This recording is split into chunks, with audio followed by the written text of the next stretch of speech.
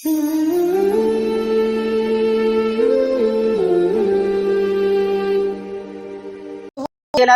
करीम अम्मा बाद फ़ाऊज़ु बिल्लाहि मिनश्शैतानिर रजीम बिस्मिल्लाहिर्रहमानिर्रहीम। जी अल्हम्दुलिल्लाह, आज हम अपना लेसन जो है वो आयत नंबर 36 से स्टार्ट करेंगे। फ़अज़ल्लहुमुश्शैतानु अन्हा फ़अख़रजहुमा मिम्मा काना फ़ीही वक़ुलना इहबितू बअदुकुम लिबादिन अदुव्वुन वलकुम फ़िल अर्दि मुस्तक़र्रुन व मतउन इला हीन। फ़पस अज़ल्लहुमा, इन दोनों को फिसलाया, शैतानु शैतान ने, अनहा उससे, फ़ापस अख़रजहुमा, फिर उन्हें निकलवा दिया। फ़ापस अख़रजा, इखराज करना, खरूज जैसे कहते हैं दज्जाल का खरूज होगा। और उर्दू में भी ये है, अरबिक में भी मिलते जुलते दोनों हुर्फ हैं।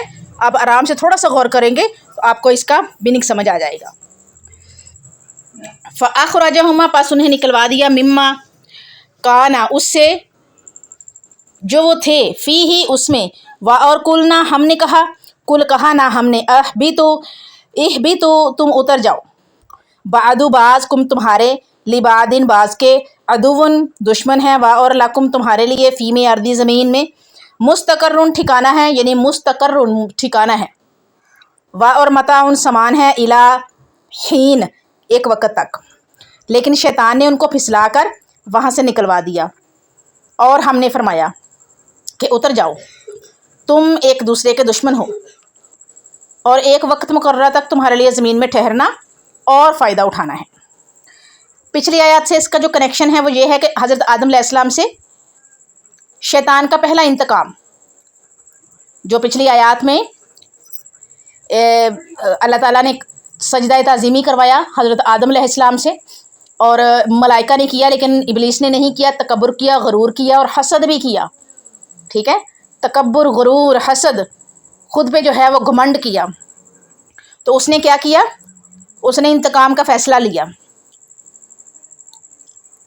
और पहला इंतकाम था शैतान का आदम अलैहिस्सलाम से।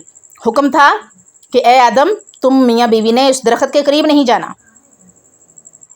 बाज़ जगहों पर सुनने में आता है कि जी वो जो दरख्त है वो गंदम का, लेकिन यहाँ पर दरख्त का जिक्र है तो वो गंदम का दरख्त तो नहीं है। इसके बावजूद दोनों ने दरख्त का फल खा लिया। इस तरह आदम अलैहिस्सलाम और उनकी ज़ौजा को बालाखर शैतान फिसलाने में कामयाब हुआ, जिसके नतीजे में, जिसकी पदाश में हज़रत आदम अलैहिस्सलाम और हज़रत हव्वा अलैहिस्सलाम को जन्नत से निकल जाने का हुक्म सादर हुआ। अल्लाह की तरफ से हुक्म हुआ कि जन्नत से निकल जाओ। उनके साथ ही शैतान को भी ज़मीन पर धुतकार दिया गया। निकलने का, खरूज का हुक्म देते हुए फिर फरमाया, तुम एक दूसरे के दुश्मन हो, लिहाजा एक मुद्दत के लिए अब ज़मीन ही तुम्हारे लिए जाए करार होगी, रहने की जगह होगी। सूरह अल-आराफ की आयत नंबर 189 में इस बात की वजाहत की गई है कि हज़रत हव्वा अलैहिस्सलाम को आदम अलैहिस्सलाम से ही पैदा किया गया था और हज़रत आदम अलैहिस्सलाम शैतान के बहकावे में, फिसलावे में आकर अल्लाह ताला का हुक्म भूल गए थे और उस दरख्त से ना बच सके। ये वाक़या बयान फरमाकर शैतान के हथकंडों और उसके खुशनुमा जो मुगालते हैं, उसकी जो खुशनुमा सब्ज़ बाग हैं, मुगालतों से बचने का हुक्म दिया गया है। लेकिन इसके बावजूद आदम अलैहिस्सलाम के बेटे और बेटियां शैतान की फरेबकारियों में मुब्तला होते रहेंगे। उनसे वही खुशनसीब बच सकेंगे जिन्होंने अपने बाप हज़रत आदम अलैहिस्सलाम और अपनी वालिदा हज़रत हव्वा अलैहिस्सलाम के वाक़या को पूरी गैरत के साथ जहन में रखा और शैतान को अपना दुश्मन समझा।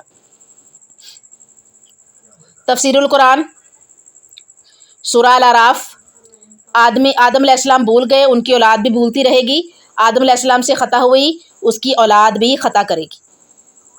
अब ये इंसान ख़ता का पुतला है। जब कुरान में है कि आदम अलैहिस्सलाम भूल गए, उनकी औलाद भी भूलती रहेगी, ठीक है, और इसके बाद आदम अलैहिस्सलाम की जो है वो औलाद भी भूलती रहेगी, ख़ता हुई है, होती रहेगी। लेकिन अल्लाह ने भी उसका हाल बताया कि अगर भूल चुक हो जाए मुझसे माफ़ी मांग लो। फिर अल्लाह ने कहा अपनी शान के मुताबिक अजर दूंगा। फिर अल्लाह ने कहा समंदर की झाग के बराबर भी गुनाह लेके आओगे, नदामत और शर्मिंदगी के आंसुओं के साथ माफ़ी मांग लोगे, तौबा कर लोगे, माफ़ कर दूंगा। कितने खूबसूरत अंदाज में अल्लाह ताला ने नवाजा है इंसान को। اور शैतान को धुतकार दिया, मरदूद करार दे दिया क़यामत तक के लिए। अब सही बुखारी में किताबुल एतकाफ़ हज़रत अली बिन हुसैन रज़ियल्लाहु अन्हु बयान करते हैं, हज़रत अली बिन हुसैन बयान करते हैं कि नबी करीम सल्लल्लाहु अलैहि वसल्लम ने फरमाया, यकीनन शैतान इंसान के जिस्म में खून की तरह गर्दिश करता है। देख लें, शैतान इंसान के जिस्म में खून की तरह गर्दिश करता है। बाज़ मुफस्सिरीन में जो इल्मी मोशगाफियाँ हैं, यानी कि इल्मी शगुफ़े, इल्मी जो है वो अपना जो जिसे दलाइल कहते हैं, उनका इजहार करते हुए लिखा है, चूँकि शैतान का जन्नत में दाखिला ममनू है, मना है, इसलिए वो सांप की शक्ल इख्तियार करके जन्नत में दाखिल हुआ और उसने आदम अलैहिस्सलाम और हव्वा अलैहिस्सलाम को वर्ग लाया। हालांकि सांप बनने का हकीकत के साथ कोई ताल्लुक नहीं है, क्योंकि शैतान को अल्लाह ताला ने ये कुव्वत दी है कि वो इंसान के जिस्म में दाखिल हुए बगैर उस पर मनफी असरात मुरतब कर सकता है। इसलिए शैतान का सांप बनना ज़रूरी नहीं, और ना ही किसी हदीस में इसका सबूत मिलता है। ये मैंने बात इसलिए की है, आप लोगों के सामने रखी है कि मेरे भी इल्म में जब आई, ठीक है, तो हमने भी इस चीज़ को समझा कि शैतान को जब अल्लाह ताला ने इस तरीके से जो है वो कुव्वतें दी हैं और मोहलत भी दी है कि क़यामत की सुबह तक जो है वो तुम्हें मोहलत दी जाती है, तो फिर शैतान को सांप बनने की ज़रूरत नहीं है। और आप लोग अगर कहीं भी कोई ऐसी चीज़ पढ़ें, आपके इल्म में आए, आपके दिमाग में जो है वो जब ये बैठे बात, तो इस चीज़ को ज़रा आप लोग जो है वो रद्द कर सकते हैं अक्ल और दानिश के साथ, ठीक है, ताकि ये दलील आपके पास मौजूद हो जो मैंने आपके सामने रखी है, और मेरी बात भी आप लोगों के पास मौजूद हो कि मैंने ये जिक्र किया था और आपने उसे रद्द करना है। ठीक, किसी भी गलत बात पर एतबार नहीं करना। गलत जो है वो जो इल्मी दानश्वर किस्म के लोग हैं उनकी बातों पर एतबार नहीं करना। अच्छा जी, सही मुस्लिम में देखिएगा, हज़रत अनस बिन मालिक रज़ियल्लाहु अन्हु बयान करते हैं कि रसूलुल्लाह सल्लल्लाहु अलैहि वसल्लम ने फरमाया, जब अल्लाह ताला ने जन्नत में आदम अलैहिस्सलाम की सूरत गिरी की, यानी कि सूरत बनाई, तो उसके बाद जितनी देर अल्लाह ताला ने चाहा उसको छोड़ दिया, उसको छोड़े रखा। शैतान उनके इर्द गिर्द चक्कर लगाने लगा, यानी कि जब हज़रत आदम अलैहिस्सलाम को बनाया, मिट्टी का पुतला बनाया, खनकती मिट्टी से बनाया, तो उसके बाद जितनी देर अल्लाह ताला ने चाहा उसको छोड़ दिया, यानी कि उसके अंदर रूह नहीं फूकी। शैतान उनके इर्द गिर्द चक्कर लगाने लगा और देखने लगा कि ये क्या है। जब उसने आदम अलैहिस्सलाम का पेट देखा तो उसने पहचान लिया ये ऐसी मखलूक है जो अपने आप पर कंट्रोल नहीं रख सकेगी, जो अपने आप पर कंट्रोल नहीं रख सकेगी। अब देखिएगा पॉइंट नंबर 1, हज़रत आदम अलैहिस्सलाम और हव्वा अलैहिस्सलाम को शैतान ने फिसला दिया था। दरख्त नंबर 2 इस आयत में है, जो मसाइल हैं इसके, जो इसका जो लब्बे लबाब है आपके सामने मैं एंड पे रखती हूँ, जिनका रखने वाला होता है। दरख्त का फल चखने की वजह से उन्हें जन्नत से निकाल दिया गया। शैतान बनी नौ इंसान का अज़ली दुश्मन है। और अगला पॉइंट नंबर 4 है, ज़मीन में इंसान ने हमेशा नहीं रहना, छोड़ना है इसको एक दिन। तफसीर बिल कुरान, आदम अलैहिस्सलाम को जन्नत से निकालने के शैतानी हथकंडे क्या थे? शैतान ने हज़रत आदम अलैहिस्सलाम के दिल में वसवसा डाला और उन्हें फुसला दिया। सूरह आराफ आयत नंबर 20 में इसका जिक्र है। शैतान ने आदम अलैहिस्सलाम को गलत रहनुमाई की, सूरह अल आराफ आयत नंबर 22। और आदम अलैहिस्सलाम को वर्गलाने के लिए शैतान ने कस्में उठाई, सूरह आराफ आयत नंबर 21। शैतान ने अपने आप को आदम अलैहिस्सलाम का खैर ख्वाह साबित किया, सूरह अल आराफ आयत नंबर 21। जन्नत में हमेशा रहने का झांसा दिया, सूरह तौहा आयत नंबर 120।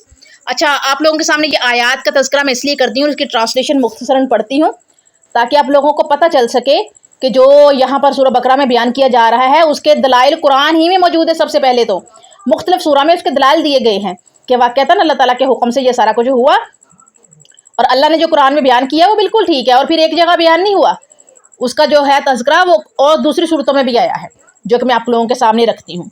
आयत नंबर 37 देखिएगा, फ़तलक़्क़ा आदम मिन रब्बिही कलिमातिन फ़ताब अलैहि इन्नहु हुवत-तव्वाबुर रहीम। फ़तलक़्क़ा फिर हासिल कर लिए आदम ने मिन से रब्बिही अपने रब से कलिमातिन कुछ कलमे, फ़ताबा बस उसने तौबा कबूल की, अलैहि उसकी, इन्नहु बेशक व और हुआ वो, तव्वाबु तौबा कबूल करने वाला, रहीमु रहम करने वाला है। हज़रत आदम अलैहिस्सलाम ने अपने रब से चंद कलमात सीख लिए, फिर अल्लाह ताला ने उन पर तवज्जो फरमाई, बेशक वो तौबा कबूल करने वाला और रहम करने वाला है। अच्छा जी, हज़रत आदम अलैहिस्सलाम का संभलना, अपने रब से माफ़ी का तलबगार होना, ख्वास्तगार होना, दरख्वास्त पेश करना, और रब करीम सल्लल्लाहु अलैहि अस्तग़फिरुल्लाह, रब करीम अज़्ज़ा व जल का उन्हें माफ़ फरमा देना। حضرت آدم علیہ السلام کو اپنی غلطی کا احساس ہوا تو نہ صرف وہ اپنے رب کے حضور معافی کے طلبگار ہوئے، خواستگار ہوئے، بلکہ معافی کا طریقہ، انداز اور الفاظ کی درخواست بھی کر رہے تھے کہ معافی کا کیا طریقہ ہونا چاہیے، میں پشیمان ہوں، شرمندہ ہوں، معافی مانگنا چاہتا ہوں۔ انداز، الفاظ، طریقہ کار سب کے لیے درخواست کی انہوں نے، تاکہ اللہ تعالیٰ ان کی خطا کو اپنے کرم سے، اپنی شان کے مطابق عطا کرتے ہوئے معاف کر دے۔ اس مقام پر تینوں بڑی مخلوقات کی فطرت کا فرق نمایاں ہوتا ہے۔ تینوں بڑی مخلوقات، ملائکہ، جن، فرشتے۔ ملائکہ نے معمولی لغزش پر لفظ سبحان کے ذریعے معذرت کی۔ ملائکہ نے معمولی لغزش پر لفظ سبحان کے ذریعے معذرت کی اور انہیں اسی طرح تقرب حاصل رہا، یعنی کہ وہ مقرب بنے، معاف کر دیا گیا۔ شیطان اپنے جرم پر ڈٹا رہا تو ہمیشہ کے لیے پھٹکار کا مستحق اور راندا گیا، دھتکارا گیا، مردود قرار دے دیا گیا۔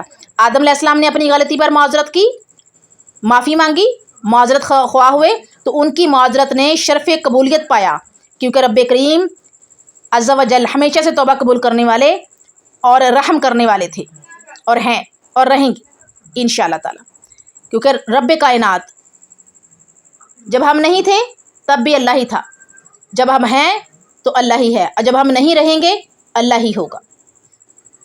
اس کا وعدہ ہے کہ جب بھی میری بارگاہ میں کوئی معذرت کا دامن پھیلائے گا، کوئی پشیمان ہو کر، شرمندہ ہو کر آئے گا تو میں اسے معاف ہی کرتا رہوں گا۔ اب یہاں پر ہے صحیح مسلم کتاب الذکر الدعا، جس نے مغرب سے سورج طلوع ہونے سے پہلے توبہ کر لی، اللہ اس کی توبہ قبول کر لے گا۔ ابن ماجہ کتاب الزہد، حضرت عبداللہ بن عمر رضی اللہ عنہ نبی کریم صلی اللہ علیہ وآلہ وسلم سے بیان کرتے ہیں کہ آپ نے فرمایا، یقیناً اللہ عز و جل بندے کی توبہ قبول کرتا ہے جب تک جان حلق تک نہ پہنچ جائے۔ بعض لوگوں نے اپنا من گھڑت عقیدہ ثابت کرنے کے لیے لکھا ہے کہ حضرت آدم علیہ السلام کی توبہ نبی محترم صلی اللہ علیہ وآلہ وسلم کے وسیلہ سے قبول ہوئی تھی، حالانکہ قرآن و حدیث میں اس کا بالکل بھی کوئی ثبوت نہیں ملتا۔ قرآن مجید میں سورہ الاعراف آیت نمبر 22-23 میں یہاں تک بیان فرمایا ہے کہ درخت کا پھل چکھنے کے بعد آدم علیہ السلام اور حوا علیہ السلام کا لباس اتر گیا، برہنہ یعنی کہ سارے جو ان کے شرم و حیا والے اعضاء تھے وہ ظاہر ہو گئے۔ برہنہ ہو جانے کے بعد بھی وہ اپنی شرم گاہوں کو جنت کے پتوں سے ڈھانپ رہے تھے۔ اس موقع پر اللہ تعالیٰ نے فرمایا، اے آدم، کیا میں نے تمہیں اس درخت کے قریب جانے سے نہیں روکا تھا؟ اگر حضرت آدم علیہ السلام نے نبی محترم صلی اللہ علیہ وسلم کا وسیلہ پیش کیا ہوتا تو قرآن مجید اس کا ضرور تذکرہ کرتا۔ کیا اللہ تعالیٰ نے اصل حقیقت کو اپنے بندوں سے چھپا لیا ہے؟ نعوذ باللہ من ذالک۔ اللہ تعالیٰ نے قرآن میں سارا واقعہ بتایا نا، اللہ تعالیٰ نے قرآن میں ہمیں جو ہے وہ بیان کیا اور ہم تک پہنچا ہے، تو کیا اللہ تعالیٰ نے یہ چھپانا تھا کہ آدم علیہ السلام نے جو ہے وہ وسیلہ دیا ہے نبی صلی اللہ علیہ وآلہ وسلم کا؟ تو کیا اللہ تعالیٰ اصل حقیقت کو اپنے بندوں سے چھپاتا ہے؟ نعوذ باللہ من ذالک، ایسا ہرگز نہیں ہے۔ یہ ایسا الزام اور بہتان ہے جس کا ایک مومن تصور بھی نہیں کر سکتا۔ جن کلمات کے ذریعے توبہ قبول ہوئی ان کے بارے میں اللہ تعالیٰ فرمایا رہا ہے کہ آدم علیہ السلام نے وہ کلمات اپنے رب سے سیکھ لیے جو یہ ہیں۔ کون سے ہیں بلا؟ ربنا ظلمنا انفسنا وان لم تغفر لنا وترحمنا لنکونن من الخاسرین، سورہ اعراف آیت نمبر 23۔ اے ہمارے رب، ہم نے اپنے آپ پر ظلم کیا، اگر تو نے ہمیں معاف نہ فرمایا اور رحم نہ کیا تو ہم گھاٹا پانے والوں میں سے ہو جائیں گے۔ اللہ کا اپنے بندوں کو معاف کرنے کے لیے قسمیں اٹھانا، سورہ صحیح بخاری باب کلام الرب۔ آپ صلی اللہ علیہ وآلہ وسلم فرماتے ہیں کہ میں عرض کروں گا، میرے پروردگار مجھے توحید پرست لوگوں کے متعلق سفارش کی اجازت دیجیے۔ اللہ فرمائیں گے، مجھے میری عزت، جلال، کبریائی اور عظمت کی قسم، میں توحید پرستوں کو خود جہنم سے نکالوں گا۔ اب اس کے جو مسائل ہیں اس آیت کے حوالے سے، آیت نمبر 37 کے حوالے سے دیکھیے گا۔ پوائنٹ نمبر 1 ہے، انسان کو اپنے رب کے حضور توبہ کرنی چاہیے، اللہ تعالیٰ توبہ قبول کرنے والا نہایت مہربان ہے۔ ٹھیک ہے، اس آیت کا یہ لب الباب ہے، یہ مسئلہ ہے اس کا۔ تفسیر بالقرآن، اللہ رحم کرنے اور توبہ قبول کرنے والا ہے، یعنی کہ یہ قرآن سے میں تفسیر بیان کر رہی ہوں، آپ لوگوں کو قرآن سے آپ لوگوں کو حوالے دے رہی ہوں کہ اللہ رحم کرنے والا اور توبہ قبول کرنے والا ہے۔ اللہ غفور ہے، سورہ الحجر آیت نمبر 49۔ اللہ تعالیٰ رحیم ہے، سورہ زمر آیت نمبر 53۔ اللہ تعالیٰ رحمان ہے، سورہ فاتحہ آیت نمبر 2. اللہ ہی بندوں کی توبہ قبول کرتا ہے، سورہ شورى آیت نمبر 25. اللہ بخشنے اور رحمت کرنے والا ہے، سورہ کہف آیت نمبر 58. اللہ کی رحمت ہر چیز سے وسیع ہے، سورہ اعراف آیت نمبر 156. کشتیوں کا غرق ہونے سے بچنا اللہ کی رحمت کا نتیجہ ہے، سورہ یاسین آیت نمبر 43. اللہ کی رحمت سے گمراہی مایوس ہوں گے، جو گمراہ ہیں وہی مایوس ہوں گے، سورہ حجر آیت نمبر 56. اللہ کی رحمت سے مایوس نہیں ہونا چاہیے، سورہ زمر آیت نمبر 53. اللہ تعالیٰ کے مومنوں پر خاص رحمت ہوتی ہے، سورہ احزاب آیت نمبر 43. آیت نمبر 38 دیکھیے گا، قُلْ نَهْبِطُوا مِنْهَا جَمِيعًا فَإِمَّا يَأْتِيَنَّكُم مِّنِّي هُدًى فَمَن تَبِعَ هُدَيَا فَلَا خَوْفٌ عَلَيْهِمْ وَلَا هُمْ يَحْزَنُونَ. قُلْنَا ہم نے کہا، اہبطوا تم اتر جاؤ، منہا جہاں سے، جمیعاً سب، فاپس اما جب، یاتینکم تمہیں پہنچے، منی میری طرف سے، ہدن کوئی ہدایت، فمن تابعہ سو جو چلا، ہدا یا میری ہدایت، فاپس لا نہیں، خوفن کوئی خوف، علیہم ان پر، اور لا نہیں، ہم وہ، یحزنون غمگین ہوں گے. ہم نے حکم دیا تم سب یہاں سے اتر جاؤ جب تمہارے پاس میری ہدایت پہنچے. جنہوں نے میری ہدایت کی پیروی کی تو ان پر کوئی غم اور خوف نہیں.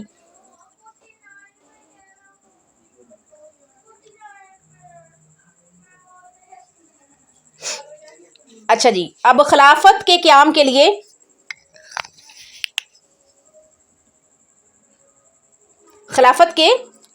آدم علیہ السلام کو زمین پر اترنے کا حکم اور خلافت کی ذمہ داریاں پوری کرنے پر بے خوف اور تابناک مستقبل کی ضمانت. ٹھیک ہے، بے خوف اور تابناک مستقبل کی ضمانت ہے خلافت کی ذمہ داریاں پوری کرنے پر. اللہ تعالیٰ نے فرمایا کہ تمہاری توبہ قبول ہوئی، لیکن آسمان سے اترنا تمہارا یقینی ہے، لہذا جنت سے نکل جاؤ اور تم زمین پر جا کر شیطان کی سازشوں کا مقابلہ کرتے ہوئے اپنی ذمہ داریاں احسن طریقے سے نبھانے کی کوشش کرو. یاد رکھنا، تمہارا زمین پر جانے کا یہ معنی نہیں کہ تم شتر بے مہار کی طرح جدھر چاہو نکل کھڑے ہونا، بلکہ تمہیں مسلسل ہدایت اور ایک دستور حیات دیا جائے گا جس کے مطابق تمہیں انفرادی، اجتماعی، سماجی، معاشرتی، معاشی، سیاسی زندگی کا ہر گوشہ، ہر کونا اور ہر زاویہ، یعنی کہ ہر اینگل سے اس کے مطابق ڈھالنا ہوگا. یہی خلافت کا تقاضا اور تمہاری زندگی کا اصل مقصد ہے. جس نے اس ہدایت نامے کی پابندی کی اسے دنیا کی زندگانی میں امن و سکون ملے گا اور آخرت میں کوئی خوف اور کسی قسم کی پریشانی نہیں ہوگی. اس کے جو مسائل ہیں، اللہ تعالیٰ کی ہدایت کے مطابق زندگی گزارنے والا خوف و غم سے محفوظ رہے گا. اللہ تعالیٰ کی ہدایت کے مطابق زندگی گزارنے والا خوف و غم سے محفوظ رہے گا. انسان اللہ تعالیٰ کے نازل کردہ دستور حیات کا پابند ہے. اور پوائنٹ نمبر 3 ہے، اللہ تعالیٰ کی نازل کردہ ہدایت ہی کامل اور حقیقی ہدایت ہے. اب ہم قرآن کریم سے دیکھیں گے تفسیر بالقرآن. بے خوف کون ہے؟ بے خوف کون ہے؟ اللہ کی ہدایت پر عمل کرنے والا بے خوف ہے. سورہ بقرہ آیت نمبر 38. اولیاء اللہ کو کوئی خوف نہیں ہوگا. اللہ کے دوست اولیاء اللہ ہیں.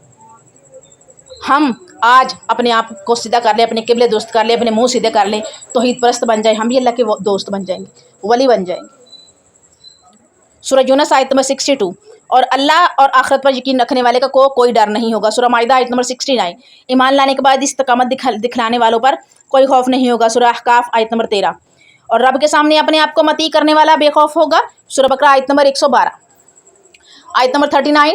اور اللہ دینا، وہ لوگ جو کفر کیا جنہوں نے، اور کذبوا اور جھٹلایا بھی آیاتنا ہماری آیات کو، اولئک وہی اصحاب النار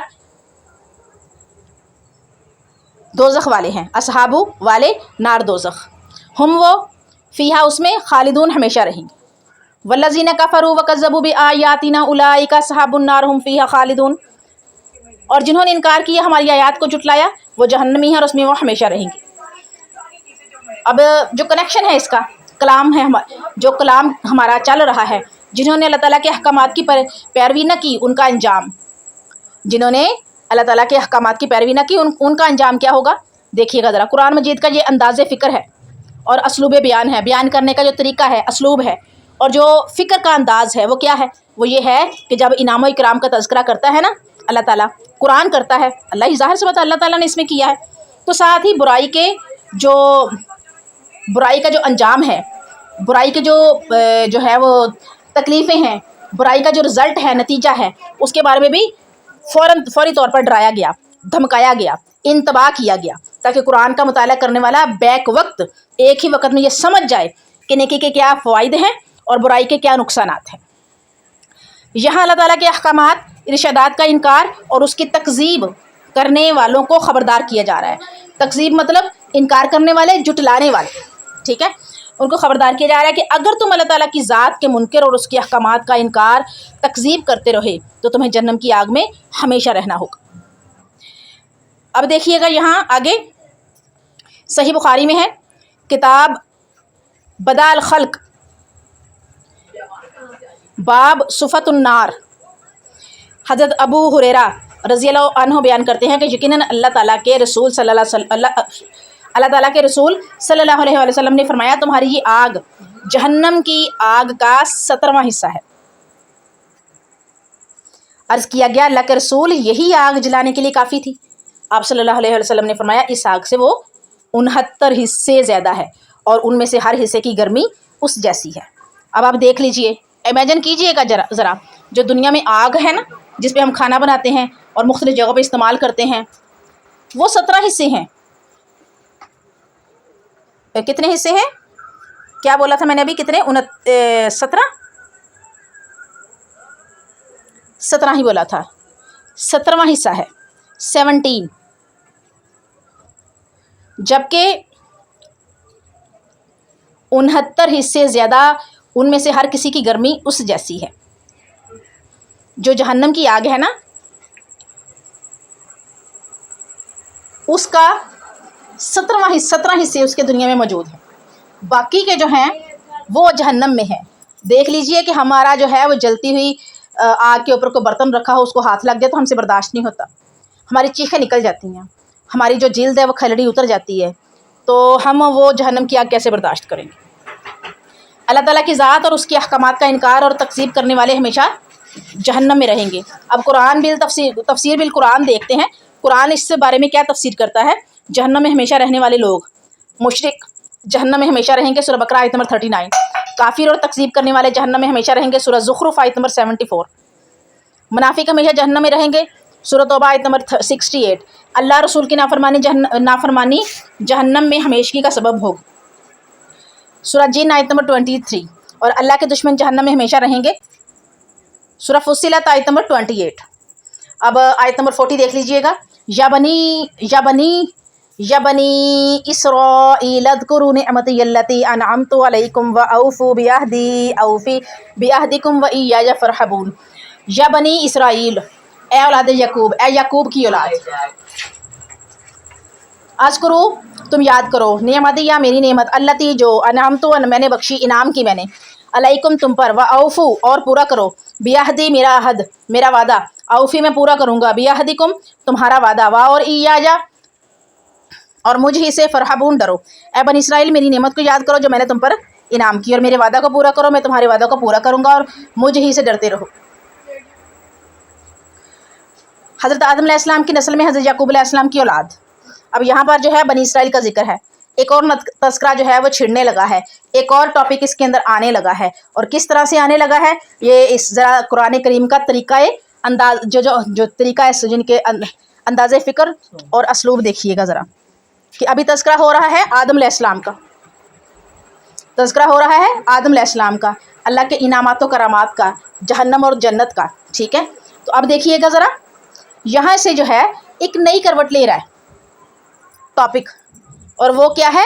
اولاد اسرائیل، اولاد بنی اسرائیل، کہ آدم علیہ السلام کی نسل میں، حضرت آدم علیہ السلام کی نسل میں حضرت یعقوب علیہ السلام کی اولاد، یعنی بنی اسرائیل کو امت محمدیہ سے پہلے دنیا میں سب سے زیادہ عزت و عظمت، اقتدار اور اختیار ملا، مگر انہوں نے اس کی ناشکری کی، ناقدری کی، جس کی وجہ سے وہ ذلیل و خوار ہوئے۔ ان کی ذلت و رسوائی کے اسباب کی تفصیل سورہ بقرہ کی 100 آیات میں بیان ہوئی ہے، 100 آیات میں بیان ہوئی ہے۔ آگے یہ جو عہد، اس میں عہد کا ذکر ہے نا اس آیت میں، یہ کون سا عہد ہے؟ عہد الست، اس کا تذکرہ ہمیں تقریباً آیت نمبر 81 82 کے بعد ملے گا، 83 میں آئی تھنک اس کا تذکرہ سٹارٹ ہو جائے گا، 82 83 میں، ٹھیک ہے، اسی صورت میں۔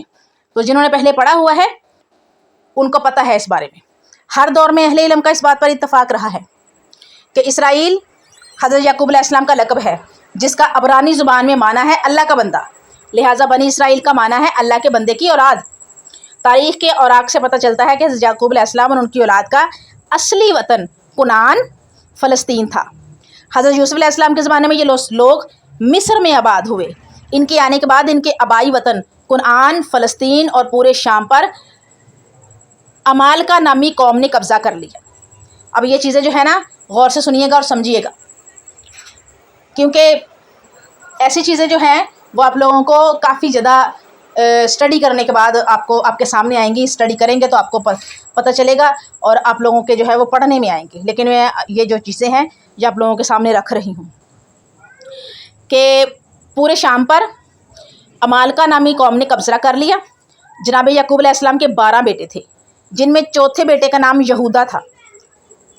چوتھے بیٹے کا نام یہودا تھا۔ اسی نسبت سے بنی اسرائیل کو یہودی بھی کہا جاتا ہے۔ یہ اپنے دور میں بڑی معزز اور محترم قوم تھی۔ ان میں ہزاروں جلیل القدر انبیاء ہوئے، جن میں سب سے نمایاں حضرت موسیٰ علیہ السلام اور آخر میں حضرت عیسیٰ علیہ السلام ہوئے ہیں۔ مصر میں جب بنی اسرائیل پر فرعون نے مظالم ڈھانے شروع کیے تو حضرت موسیٰ علیہ السلام نے انتھک اور بے مثال جدوجہد کر کے ان کو فرعون کے جو ظلم و ستم ہے اس سے نجات دلوائی۔ فرعون دریا میں غرق ہوا تو اس کے بعد بنی اسرائیل کو عمالقہ سے جہاد کا حکم ہوا۔ عمالقہ نامی جو تھا قوم تھی، اس سے جہاد کا حکم ہوا۔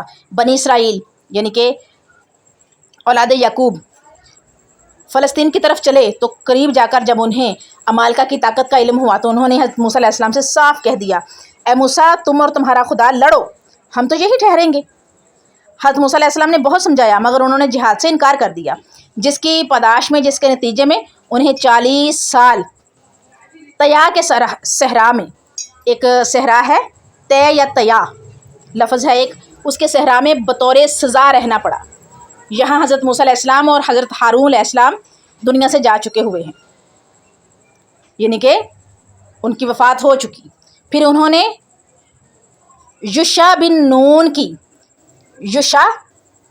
نون کی زیر کمان جہاد کیا۔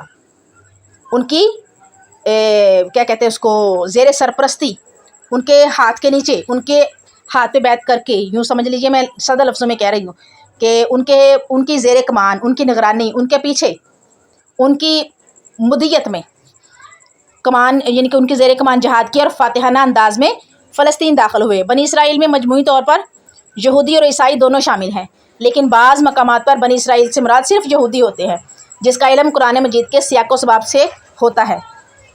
اس کے سیاسی و مذہبی رہنماؤں، حکمرانوں اور عوام کے گھناؤنے کردار کا قرآن مجید کی ابتدا میں بیان کرنے کا مقصد یہ ہے کہ نزول قرآن کے وقت میں یہ 2 بڑے مذہب تھے، عیسائی اور یہودی۔ باقی مذاہب ان کی بگڑی ہوئی شکلیں تھیں۔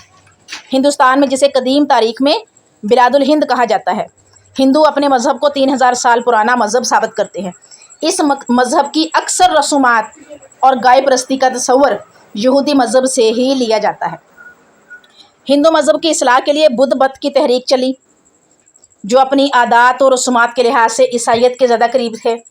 معلوم ہوتا ہے کہ انہی وجوہات کی بنیاد پر سورہ بقرہ کو قرآن مجید کی ابتدا میں رکھا گیا ہے، تاکہ قرآن مجید کا مطالعہ کرنے والے شخص کے ذہن میں شروع سے ہی بنیادی امور اور باقی جو چیزیں ہیں وہ نقش ہو جائیں کہ پہلی اقوام، جو پہلی قومیں تھیں، بالخصوص خاص طور پر بنی اسرائیل کے عروج و زوال کے اسباب، عروج کا زمانہ اور زوال کا زمانہ کیا تھا، وہ کیوں ذلت و رسوائی کے اندھے کنویں میں الٹے ہو کر گرے، اس کے پیچھے ان کے علماء اور سیاسی رہنماؤں کا کیا کردار تھا، ان کے جو عالم تھے وہ اور جو سیاسی رہنما تھے انہوں نے کیا کیا کرتوتیں کی۔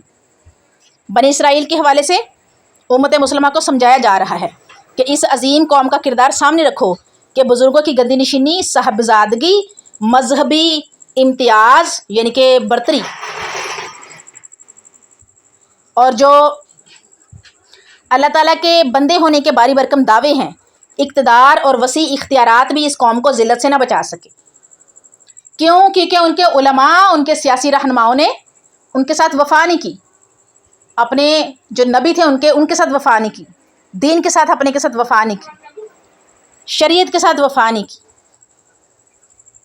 صحیح بخاری کتاب الاعتصام، تم ضرور اپنے سے پہلے لوگوں کے ہاتھوں ہاتھ اور قدم بقدم اتباع کرو گے، حتیٰ کہ اگر وہ گو کے سوراخ میں داخل ہوئے ہوں گے. ایک سوراخ ہوتا ہے گو، ایک ہاں جی ایک جو ہے وہ زمینی، جو سمجھ لیں ایک طرح کی مخلوق ہے گو، اس کے سوراخ میں داخل ہوئے ہوں گے تو تم بھی ان کے اتباع کرو گے. صحابہ کرام کہتے ہیں کہ ہم نے پوچھا اللہ کے رسول وہ یہودی اور عیسائی ہیں، آپ نے فرمایا اور کون ہے؟ غور کرنا، اس کے ساتھ ہی یہ بتلانا مقصود ہے کہ مدینہ اور اس کے گرد و پیش جتنے قبائل اور قومیں آباد تھیں وہ یہود کو بزرگوں کی اولاد اور انبیاء کے وارث تصور کرتے تھے. بزرگوں کی اولاد اور انبیاء کے وارث، جو کہ آج بھی یہ مسئلہ چل رہا ہے، جس کی وجہ سے یہ قبائل یہودیوں کے نظریات کو سچ اور حق کی کسوٹی پر سمجھتے تھے. ان سارے جو اسباب ہیں، وجوہات ہیں، اس سب کی بنیاد پر اللہ تعالیٰ نے انہیں بڑے دلربا انداز میں سمجھاتے ہوئے یہ احساس دلانے کی کوشش کی ہے کہ اے میرے بندے، یعقوب کی اولاد، میری عطا کردہ نعمتوں، فضیلتوں اور رفتوں کا احساس کرتے ہوئے تمہارا اولین فرض بنتا ہے کہ نبی آخر الزماں صلی اللہ علیہ وآلہ وسلم کی مخالفت کرنے کے بجائے ان کی نصرت و حمایت کرتے ہوئے حلقہ اسلام میں داخل ہو کر اس عہد سے وفا کرو جو تم سے توحید اور خاتم النبیین کے بارے میں لیا گیا. میں بھی ایفائے عہد کے بدلے تمہیں دوبارہ نعمتوں اور عزتوں سے سرفراز کروں گا. یاد رکھنا، اگر سابقہ مقام کی بحالی اور عزت رفتہ کی خواہش مند ہو تو تمہیں نبی آخر الزماں کی قیادت میں آئے بغیر یہ شرف نہیں مل سکتا.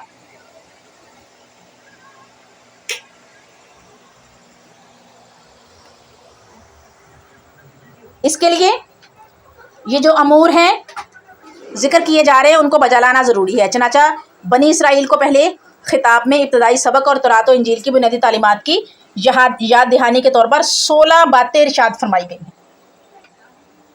16 باتیں ارشاد فرمائی گئی ہیں. میری نعمتوں کو ہر دم یاد رکھا کرو، نمبر 1. نمبر 2، تم عہد وفا کرو گے تو تمہارے ساتھ بھی ایفائے عہد ہوگا. نمبر 3، ہمیشہ اللہ ہی سے ڈرتے رہو. نمبر 4، قرآن جت پر ایمان لاؤ کیونکہ یہ تورات و انجیل کی تصدیق کرتا ہے. نمبر 5، سب سے پہلے تم ہی کفر کرنے والے نہ بنو. نمبر 6، دنیا کی معمولی مفاد کے بدلے میں اللہ کی آیات کو فروخت نہ کرو. نمبر 7، حق اور باطل کے التباس سے اجتناب کرو، ان کو یعنی کہ ملانے سے پرہیز کرو. جانتے بوجھتے حق کو چھپانے کی کوشش نہ کرو. نمبر 9، نماز ادا کرو. نمبر 10، زکوٰۃ کی ادائیگی کا اہتمام کرتے رہو. نمبر 11، رکوع کرنے والوں کے ساتھ رکوع کیا کرو. یاد رہے کہ یہودیوں نے رکوع کو نماز سے نکال رکھا ہے، جس کی وجہ سے رکوع کا خاص طور پر حکم دیا گیا ہے. لوگوں کو نیکی کا حکم کرو مگر اپنے آپ کو بھول جانے سے بچو. نمبر 12. نمبر 13 ہے اللہ کی دی ہوئی عقل کا صحیح استعمال کرتے رہو. نمبر 14، مصائب پر صبر کرو. نمبر 15، اللہ سے صبر اور نماز کے ذریعے مدد طلب کرو. اور نمبر 16، اللہ تعالیٰ سے ملاقات اور اس کی بارگاہ میں پیش ہونے کا عقیدہ پختہ اور اس کے تقاضے پورے کرو. ان میں سے ہر فرمان ایک مضمون کا حامل اور اصلاح ذات اور فلاح جماعت کا جامعہ پروگرام پیش کر رہا ہے. پہلی آسمانی کتابوں پر ایمان کے دعوے دار کو یہ زیب نہیں دیتا کہ وہ ایسی بات کا انکار کرے جو اس کے نظریے کی تائید کر رہی ہو. گویا کہ اہل علم کی یہ شان نہیں کہ وہ کفر کے امام بنے، انہیں تو ہدایت کا سرچشمہ ہونا چاہیے، پیش رو ہونا چاہیے. مسائل ہیں، اللہ تعالیٰ کی نعمتوں کو یاد رکھنا چاہیے، اللہ سے کیے ہوئے وعدوں کی پاسداری کرنی چاہیے اور اس کا خوف دل و جان میں بسائے رکھنا چاہیے. اچھا جی، یہ لیں جی، اتنی تفصیل کے ساتھ میں نے آپ لوگوں کے سامنے اس کی ہسٹری رکھی ہے تاکہ آپ لوگ یہاں سے جان لیں سورہ بقرہ کے حوالے سے. اور سورہ بقرہ جو ہے چونکہ ہم پڑھ رہے ہیں اور آگے بھی پڑھیں گے، آگے آنے والے جو مسئلے مسائل ہے، جو بھی اس میں جو ٹاپکس جو ہے وہ ہم ڈسکس کریں گے، جو اللہ تعالیٰ نے ہمیں بتلائے ہیں قرآن کریم کے ذریعے، نبی صلی اللہ علیہ وسلم نے ہم تک پہنچائے ہیں، ہم ان کو سمجھ سکیں. تو یہ تھوڑی سی ہسٹری میں نے آپ کے سامنے رکھی تھی، یہ ضروری تھی تاکہ آگے جب ہم اس کو پڑھیں تو آپ لوگوں کو اس کو اچھے سے سمجھنے میں آسانی ہو جائے. تو امید کرتی ہوں کہ اس کو آپ ایک بار پھر سنیں گے، اس کی ریکارڈنگ آپ سبھی دوبارہ سنیں گے، اس کی ہسٹری کو آپ ذہن میں ضرور رکھیں گے. تو انشاءاللہ تعالیٰ اس کا جو لیکچر ہے وہ میں اپلوڈ کروں گی، تو آپ لوگ لازمی اس کو ایک مرتبہ ضرور سنیے گا، کیونکہ یہ جو آیت نمبر 40 میں نے پڑھائی ہے، اس کی جو ہسٹری بتائی ہے، جو آیات ہم نے پڑھ لی ہیں کچھ اس کی اور کچھ آنے والی تمام آیات، 40 آیات ہے، ابھی 246 آیات باقی ہیں. تو 246 آیات آپ کو سمجھنے میں بڑی آسانی ہو اسے ایک آیت کی بنیاد پر، کیونکہ اس میں جو 16 پوائنٹس ہیں وہ بہت اہم ہیں. تو اس پہ جو ہے وہ انسان کی جو لائف ہے اس کی یوں سمجھ لیجئے کہ ایک بیس بنتی ہے، بنیاد جو ہے وہ بنتی ہے، اور اس پر عمل کرنے سے جو ہے وہ بہت ساری آسانیاں ملتی ہیں. تو باقی یہ ہے کہ جو بھی آپ نے ابھی کوشچن کرنا ہے تو ضرور کیجیے، میں سن رہی ہوں۔ جزاکم اللہ خیرہ۔